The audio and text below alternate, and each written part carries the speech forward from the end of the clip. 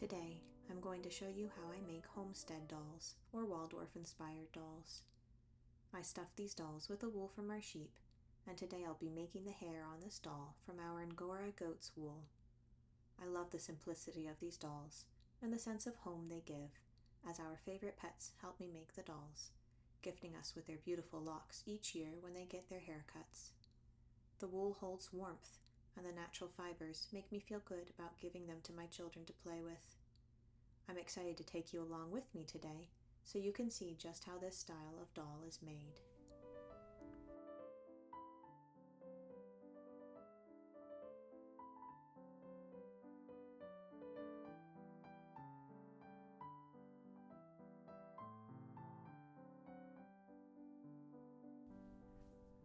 I've always loved the simplicity and softness of Waldorf dolls. They have a natural childlike look to them. The shapes embrace innocence, and their image just captures how childhood feels. They feel timeless, like something a child would keep for years, and because they're handmade, they more than likely will be kept for years.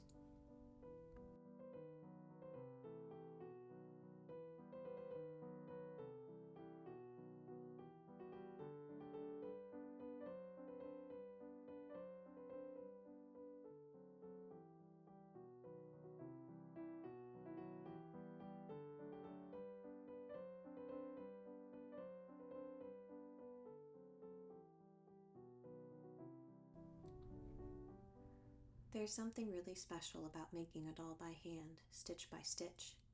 Waldorf dolls take a little more time devoted to them than other dolls would, as there are some special techniques to making them. But the extra work is truly worth it.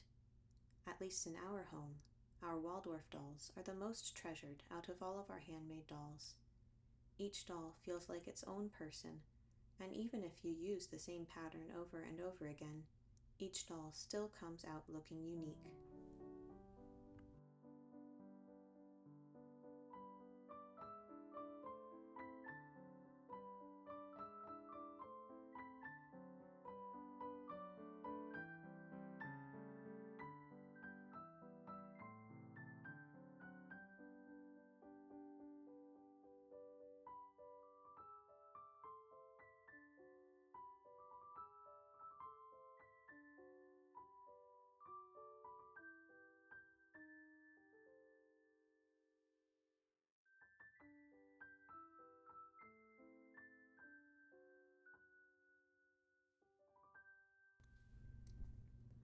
I used natural fibers for this doll, but I always encourage using what you already have on hand.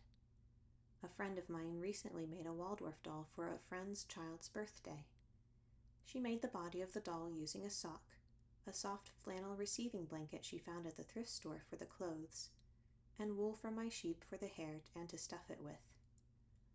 Often Waldorf dolls are weighted with glass beads, but instead she used a little pea gravel to weigh her doll with. Not only did the little girl she gave it to love her doll, but everyone at the birthday party gushed at what a sweet and thoughtful gift it was. I would encourage you to also use whatever you have on hand to try making one of these dolls. Finding alternative materials to work with adds an excitement and thriftiness to projects like these, and it is a wonderful learning opportunity for figuring out what materials work best for certain parts and what materials might not work as well as you may have expected. Even when something doesn't work out well, it is not a waste because it shows you how you could do things differently the next time. Creating Waldorf dolls invites you to let go of worrying about mistakes you might make. It's not about perfection. Handmade dolls are meant to have personality.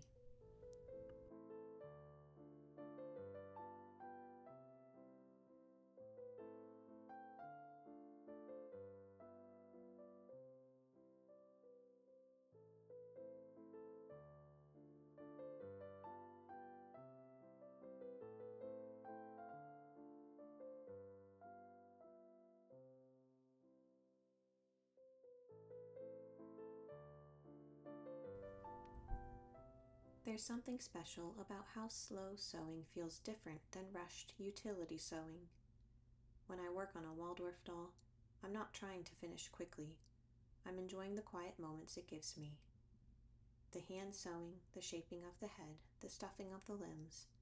It's almost like you're gently welcoming a new little character into the world, one peaceful moment at a time. Now granted, when putting out this video, I was definitely tempted to rush through certain parts of the doll, and I for sure rushed through making the dress so that I could get this video out in time. But you might notice that this doll certainly was not made in one day. Whenever I would start to want to rush through this doll just for the sake of finishing it, I would set her down and pick her up on another day. Although these dolls are time-consuming, they turn out much better when they are unrushed, each step enjoyed, with love as the main material used to craft them.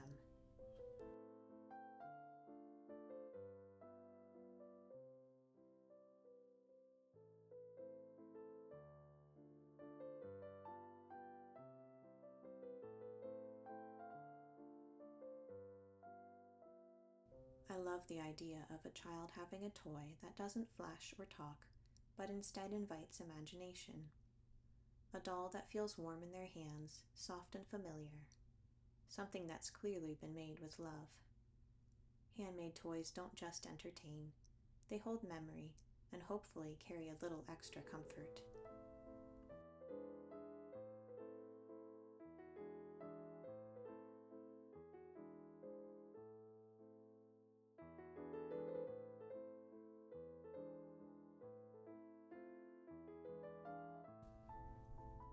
I'm using my Angora goat's locks to make the hair for this doll.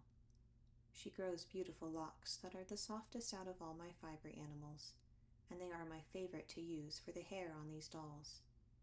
However, this year, right before shearing my goat, she managed to get herself into a bush of burrs, catching terribly in her wool.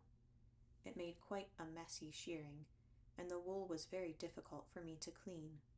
I had to pick out a nice pile of burrs by hand, and it made the locks much more messy than I typically like to use for the hair on these dolls. At first I thought I might be able to rectify the issue by first carding the wool and seeing if I could get all the fibers straight in one direction before turning them into hair, but I quickly realized that would not work well. So I picked out the locks that were still intact by hand and got creative with how I could create the hair for this doll.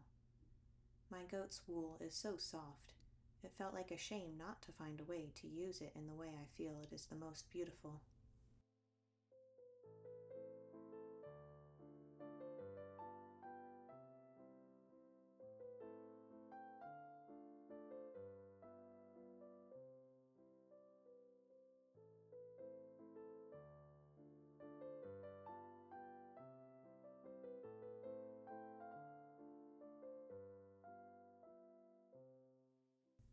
I'm making a very simple dress for this doll. A couple of you might notice that this dress matches another little dress I made to match the tiny mama who will have this doll when it is finished. One of the sweet things about sewing is how it gives you the freedom to create little moments of connection, like matching outfits. I love that I can take a scrap of leftover fabric and turn it into something special, something that ties the two together. It's one of those quiet joys of handmade living, where even the smallest bits of leftover cloth can carry meaning and make memories. Thank you for coming along with me while I made this doll. There's something truly comforting about the slow, simple process of making a doll by hand. And when it comes to making a Waldorf doll, slowing down is a very crucial part, as they take a little extra time to make. Every stitch holds quiet intention, every shape formed with care. These kinds of projects remind us to slow down, to enjoy the work in our hands, and to make something lasting with love. Whether you're sewing for a child you adore, or simply to honor the craft itself, I hope you find peace and joy in the process.